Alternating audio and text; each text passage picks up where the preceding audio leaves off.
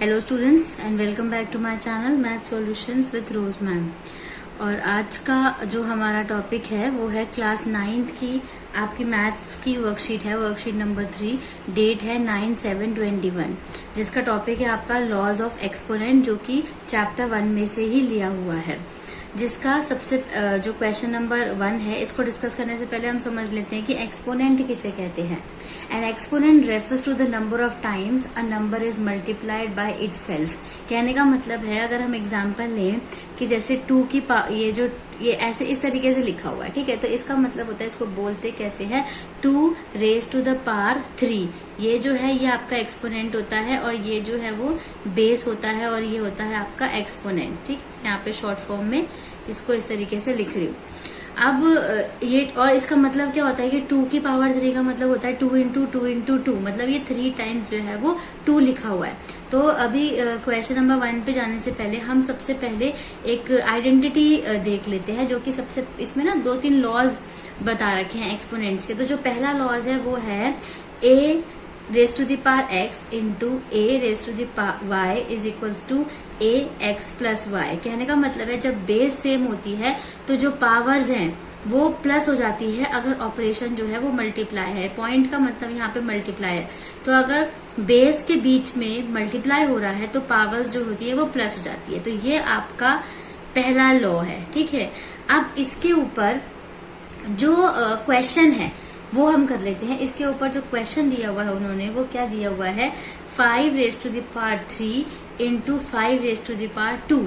अब इसको सॉल्व करना है, तो बेस क्या हो गई आपकी 5 हो गई, तो यहाँ पर 5 ही आ गया एक ही जगह, x प्लस वाई, तो ये आपकी पावर्स है, मतलब 3 प्लस 2। तो यहाँ पर हमने कर दिया इसको 3 प्लस 2।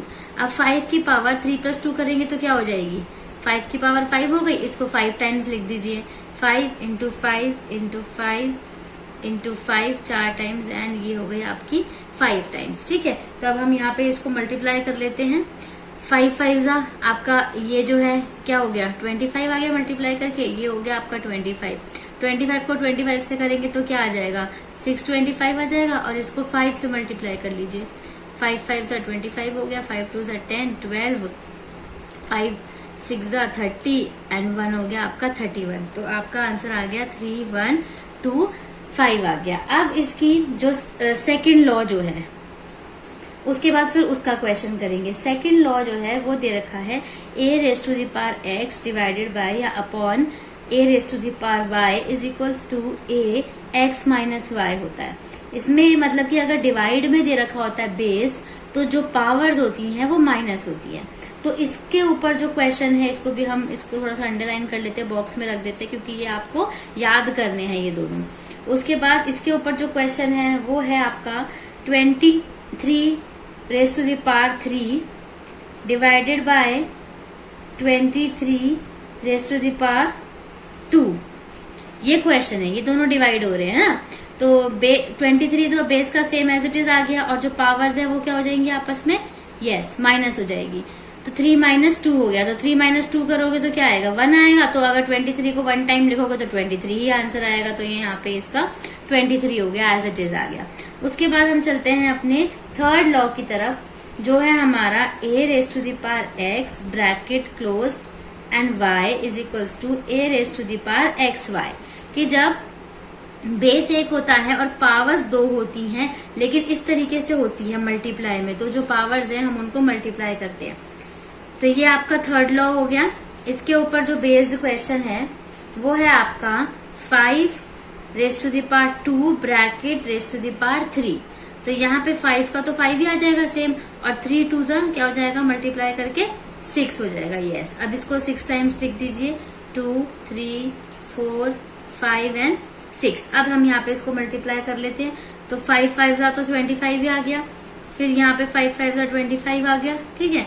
और 5 5 यहाँ पे 25, तो 25 को 25 से करा तो क्या आएगा, 625 आया था यहाँ पे जो आया था।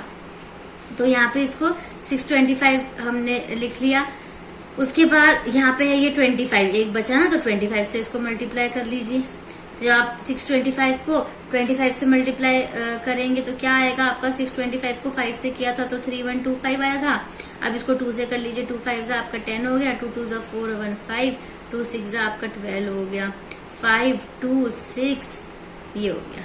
तो 1562 जो है वो इसका आंसर है। उसके बाद हम चलते हैं अपने फोर्थ लॉ में, जो कि है हमारा a अपॉन में b raise to the power x। अगर इस तरह का हो तो क्या करेंगे, तो जो ये आपका ब्रैकेट होता है, ब्रैकेट के ऊपर अगर पावर दे रखी होती है तो जो पावर होती है वो दोनों के साथ होती है, a के साथ भी है और b के साथ भी है। तो हम इसको अलग अलग लिख लेते हैं, a raise to the power x and b raise to the power x। तो ये आपको याद करना है, मैंने कॉलम में बना दिया इसको बॉक्स के अंदर। अब इसके ऊपर जो बेस क्वेश्चन है वो है आपका 2 अपॉन में 3 रेज टू द पावर 4, ये क्वेश्चन है। तो इसको आपको 2 रेज टू द पावर 4 करना पड़ेगा और 3 रेज टू द पावर 4 अलग अलग करना है। तो 2 को कितने टाइम्स लिखोगे, 4 टाइम्स, यस। और 3 को कितने टाइम्स लिखोगे, 4 टाइम्स। अब यहाँ पे इसको मल्टीप्लाई करना है, 2 2 ज़ा 4, 4 2 ज़ा 8, 8 2 ज़ा क्या हो गया आपका 16, ठीक है। 2 2 ज़ा 4, 4 2 ज़ा 8, 8 2 ज़ा आपका 16 हो गया, यस।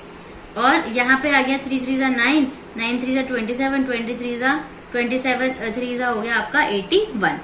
तो यहाँ पे आपकी जो ये फोर्थ आइडेंटिटी है ये आपकी सॉल्व हो गई। अब हम चलते हैं अपनी फिफ्थ आइडेंटिटी पे। जो आपकी फिफ्थ आइडेंटिटी है वो है a raise to the power x into b raise to the power x is equals to a into B raise to the power x। अब इसमें आप देखोगे कि क्या आपको थोड़ा सा अलग नजर आ रहा है, वो ये है कि बेस इज डिफरेंट। पहले वाले में क्या था, अब तक बेस सेम थी, लेकिन इस वाली आइडेंटिटी में जो आपकी आइडेंटिटी नंबर 5 है, इसमें जो बेस है वो अलग है लेकिन पावर सेम है। तो जब बेस अलग होती है और पावर सेम होती है तो क्या करते हैं, जो बेस होता है उन दोनों को आपस में मल्टीप्लाई करते हैं और पावर को जो हमें एक्स जो पावर है वो सेम एज इट इज आ जाती है। तो ये आपकी फिफ्थ आइडेंटिटी है। This you have to remember and this you have to learn, ठीक है। उसके बाद इसके ऊपर जो बेस्ड क्वेश्चन है वो है आपका 3 raise to the power 7 into 2 raise to the power 7। तो यहाँ पे देखिए ये आपका a हो गया, ये b हो गया, तो 3 2 सा क्या हो जाएगा 6 और पावर क्या आ जाएगी सेम एज इट इज 7 आ जाएगी, ठीक है। तो आप इस तरीके से इसको करना है कि 6 रेज टू द पावर जो है आपकी वो क्या हो गई, आपकी 7 हो गई। अब 6 रेज टू द पावर 7 का मतलब क्या हुआ आपका 7 टाइम्स आप इसको करेंगे तो 6 2 3 4 5 6 एंड 7। तो 6 को आपने 6 से मल्टीप्लाई किया तो क्या आ जाएगा आपके पास 36। ये भी हो गया आपका 36, 6 6 अगेन 36 हो गया। तो सबसे पहले आप 36 इंटू 36 कर लीजिए। तो 36 इंटू 36 करेंगे आप तो आपके पास आएगा 1296। और जब आप 1296 को अगेन 36 से मल्टीप्लाई करेंगे तो आपके पास आ जाएगा 46656। उसके बाद 6 आपके पास बच गया। अब 6 से इसको मल्टीप्लाई करना है, 46656 को 6 से मल्टीप्लाई करेंगे आप तो आपके पास आ जाएगा 279936। तो इस तरीके से आपके पास जो है ये नंबर आ गया जब आपने इसको इससे मल्टीप्लाई करा। तो ये आपका आंसर हो गया, फाइनल आंसर। उसके बाद हम चलते हैं, अब हमारी जो पांचों आइडेंटिटी थी वो हमारी खत्म हो चुकी है। अब आइडेंटिटी खत्म होने के बाद अब उन्होंने एक और आपको ये बता रखा है, एक इंटरेस्टिंग सा लॉ बताया हुआ है एक और, जिसको हम 6th मान करके चल सकते हैं, बट उसके ऊपर बेस क्वेश्चन जो है वो हम बाद में करेंगे। तो जो आपका 6th है वो ये बोल रहा है कि अगर किसी भी कोई भी बेस है और उसकी पावर अगर 0 होती है तो उसका आंसर हमेशा 1 आता है। ये आपको ध्यान रखना है कि कोई भी बेस है उसका पावर अगर 0 दे रखा है तो उसको सॉल्व करने की कभी भी जरूरत नहीं है और उसका आंसर क्या आएगा, हमेशा 1 आएगा। फॉर एग्जाम्पल हम यहाँ ले लेते हैं, अगर 5 की पावर 0 है तो इसका आंसर हमेशा 1 होगा, ठीक है। ये 6th आइडेंटिटी हो गई, आपकी 6th लॉ हो गया। आपका 7th लॉ जो है वो ये दे रखा है, अगर माइनस में है पावर तो क्या करेंगे। अगर a raise to the power minus में है तो हम रेसिप्रोकल कर लेते हैं, मतलब इसको अपॉन में लिख लेंगे तो पावर जो है वो आपकी क्या बन जाएगी, प्लस बन जाती है। तो ये भी आपको ध्यान रखना है, जो कि आपका 7th लॉ है। और मैंने लॉज ऑफ एक्सपोनेंट की एक वीडियो बनाई है जिसमें मैंने सारे लॉज को बहुत अच्छे से एग्जांपल्स के साथ समझाया हुआ है, तो मैं उसका लिंक भी इसके डिस्क्रिप्शन बॉक्स में दे दूंगी ताकि आप उस वीडियो को भी देख करके अपने लॉज जो एक्सपोनेंट्स के हैं उसको आप क्लियर कर सकते हैं। उसके बाद हम इसके क्वेश्चन नंबर 2 पे चलते हैं। वो क्वेश्चन नंबर 1 था सारा का सारा उसका पार्ट। क्वेश्चन नंबर 2 जो है वो आपका सिंप्लीफाई है। तो सिंप्लीफाई में जो फर्स्ट पार्ट दे रखा है वो दे रखा है 99 की पावर 0। अब आप बताइए, मैंने आपको बताया था कि किसी भी बेस की पावर जो है वो 0 होती है, तो क्या आंसर आता है? यस, 1 आता है। तो इसका आंसर सिंपली हम लिख लेंगे कि इसका आंसर जो है वो 1 है। उसके बाद हम चलते हैं अपने सेकंड पार्ट पे, जो कि है 7 रेज़ टू द पावर -2। ये वाली आइडेंटिटी, ये वाला लॉ जिसमें माइनस पावर है, तो माइनस पावर के लिए इसको सीधा हम रेसिप्रोकल कर देंगे, अपॉन कर देंगे, और जो पावर है वो ये हो जाएगी प्लस हो जाएगी। और उसके बाद आप इसको 2 टाइम्स लिख दीजिए, क्योंकि 7 को 7 स्क्वायर है तो 7 × 7 हो गया, तो 1 अपॉन में 7 7 सा क्या आ गया आपका आंसर? 49। यस। उसके बाद थर्ड क्वेश्चन, इसके 4 क्वेश्चन है। थर्ड क्वेश्चन में आपको दे रखा है 13 raise to the power 5 plus 15 raise to the power 5 और होल पावर जो है वो है 0। अब आप ये देखिए, अगर आप चाहे इसको भी कितना सॉल्व कर ले, 13 की पावर 5 करके, 15 की पावर 5 करके, कितना भी सॉल्व कर ले, लेकिन अगर किसी भी पावर होल पावर 0 है तो उसका आंसर जो है वो 1 ही आएगा। आपको सॉल्व करने की कोई भी ज़रूरत नहीं है, उसका आंसर जो है वो 1 ही आएगा। ठीक है। उसके बाद हम अपने लास्ट पार्ट पे चलते हैं, जो कि है हमारा 4th पार्ट।